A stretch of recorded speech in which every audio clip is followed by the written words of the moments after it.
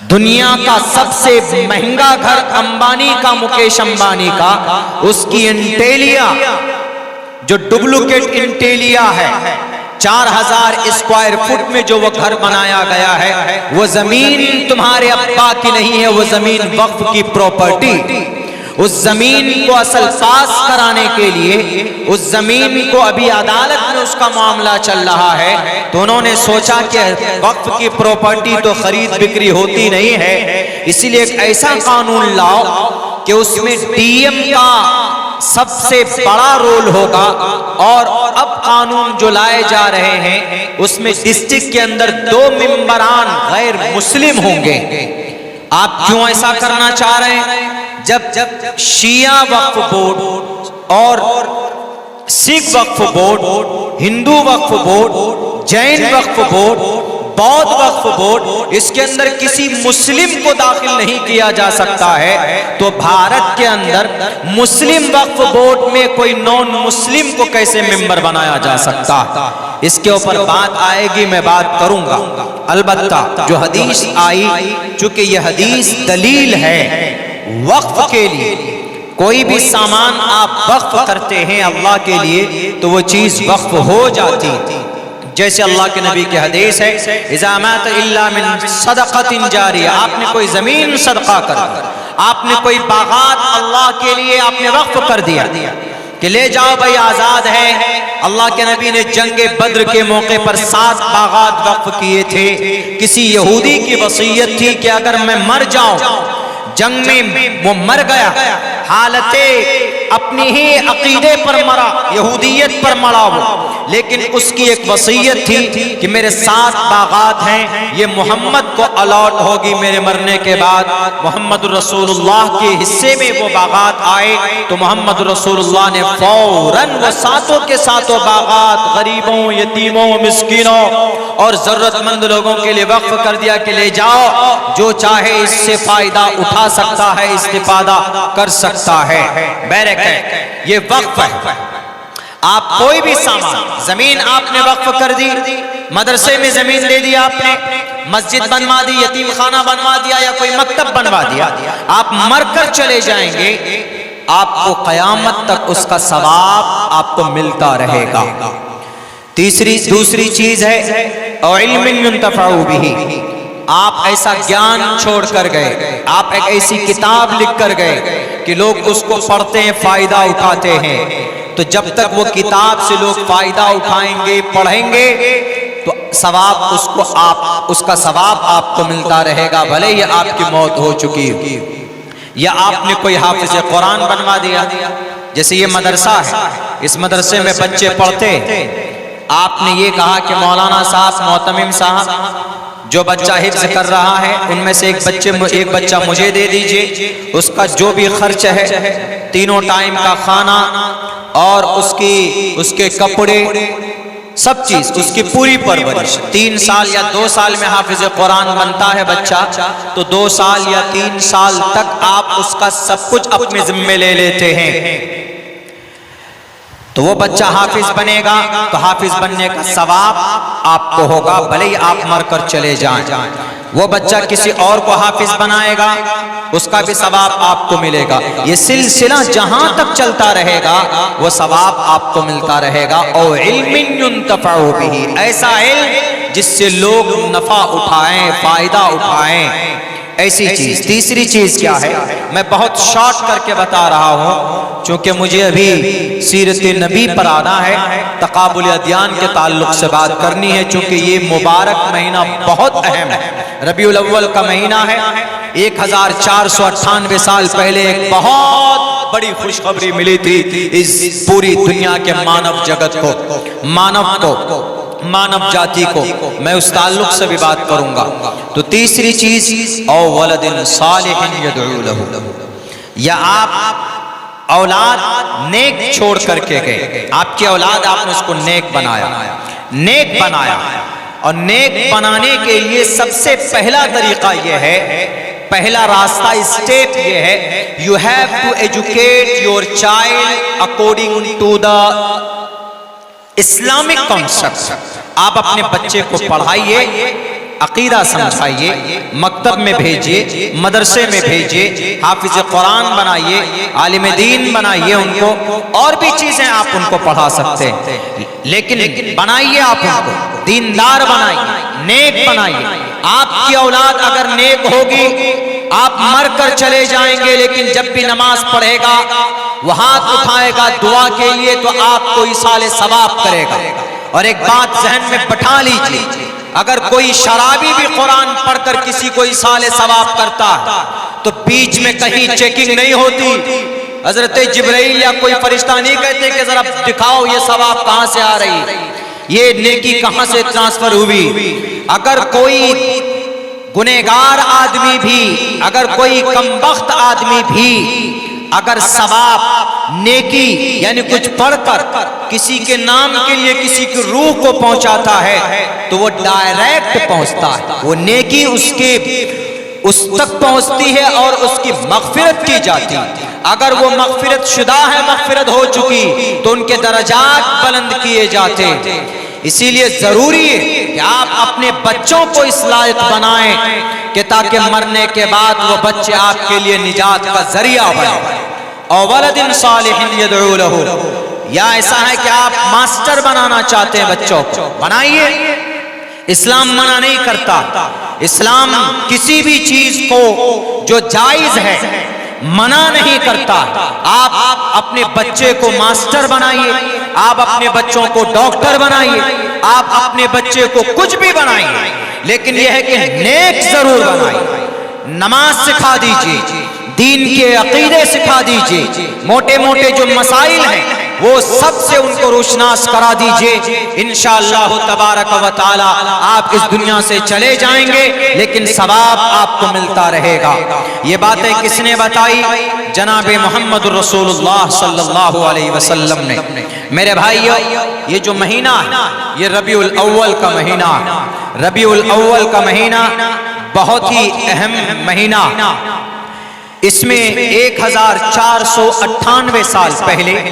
ہمارے بھارت سے تقریباً 8-10 ہزار کلومیٹر دور 8000 kilometers away from here and to Makkah, that is located in Saudi Arabia, جزیرۃ العرب، سعودی عرب میں شہر مکہ میں 22 اپریل 571 عیسوی کو ہندوستانی ٹائم کے مطابق سوموار کا دن تھا 6:50 پر، اور عرب کے ٹائم کے حساب سے 4:20 پر جناب محمد رسول اللہ صلی اللہ علیہ وسلم کا جنم ہوتا۔ آپ پیدا ہوئے اسی مبارک مہینے میں۔ تاریخ میں تھوڑے سے اختلافات ہیں، زیادہ نہیں، علماء کرام حضرات محدثین مفسرین بتائیں گے آپ کو،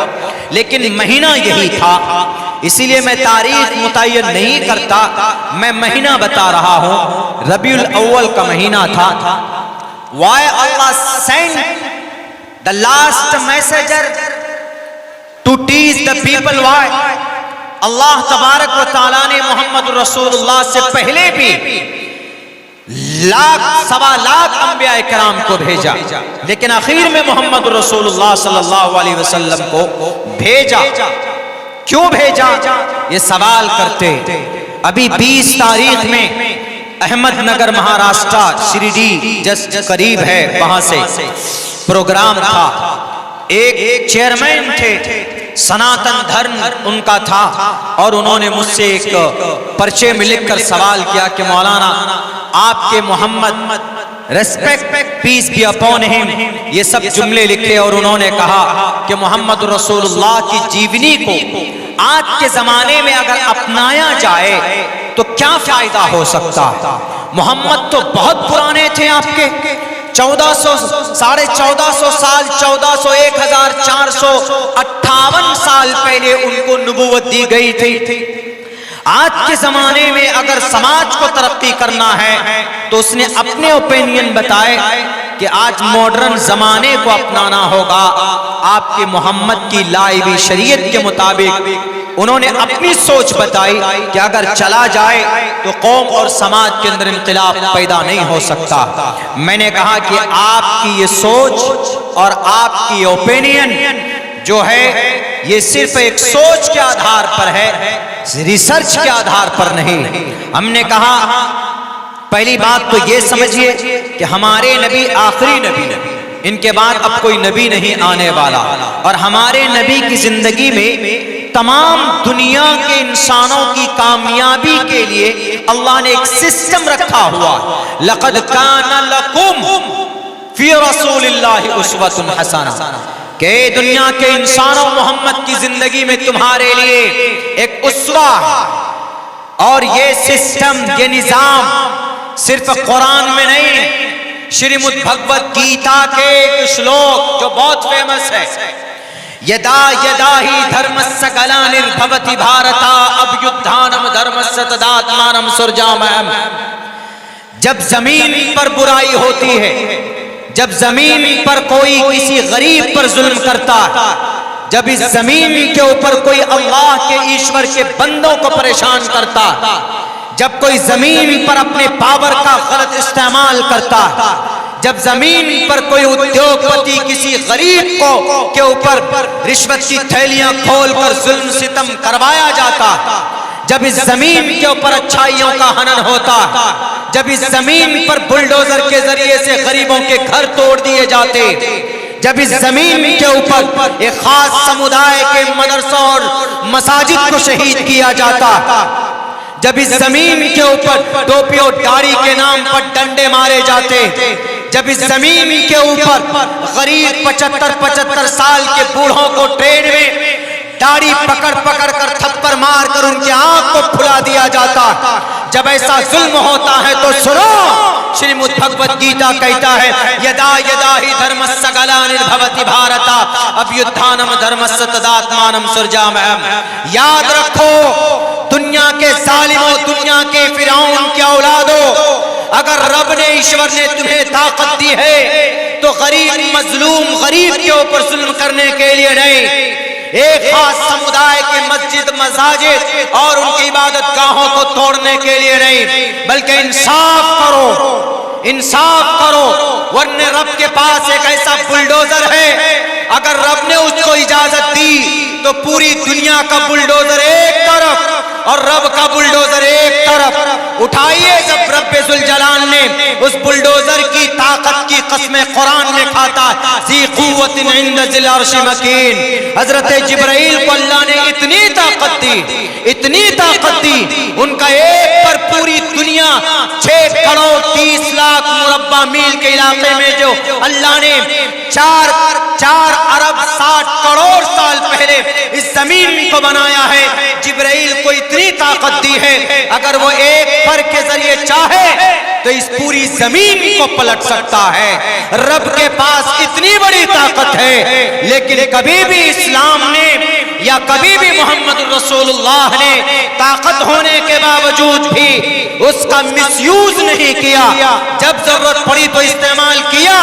اگر تمہیں لگتا ہے کہ رب نے قسم کھائی استعمال نہیں کیا ہے اس طاقت کا، تو قوم لوط کا انجام دیکھ لو، جب اس قوم نے بغاوت کی، اس قوم نے نافرمانی کی، اس قوم نے اپنی نبی کے خلاف وہ بغاوت پر اتر آئے، تو رب ذوالجلال نے جبرائیل کو کہا کہ جاؤ جبرائیل اپنی طاقت کا مظاہرہ کرو۔ جبرائیل امین آتے ہیں اور اس قوم لوط کی بستی کے نیچے ایک پر کو ڈالتے ہیں، 7ویں آسمان پر لے کر جا کر پٹک دیتے ہیں، پوری قوم وجعلنا عالیہا سافلہا وامطرنا علیہم حجارۃ من سجیل، وہ زمین کے نیچے دب جاتی۔ اللہ تبارک و تعالیٰ نے دکھایا دنیا والوں کو تمہارا اگر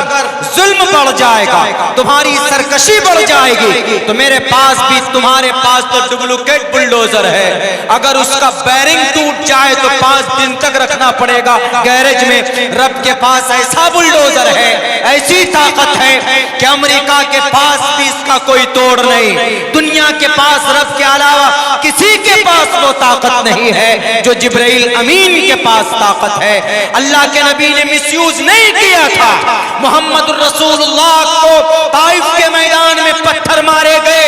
حافظ ابن کثیر نے اپنی تفسیر میں وضاحت کی ہے کہ آپ کے جو خادم تھے حضرت اسامہ، ان کو زخم لگا بے ہوش ہو کر گر گئے.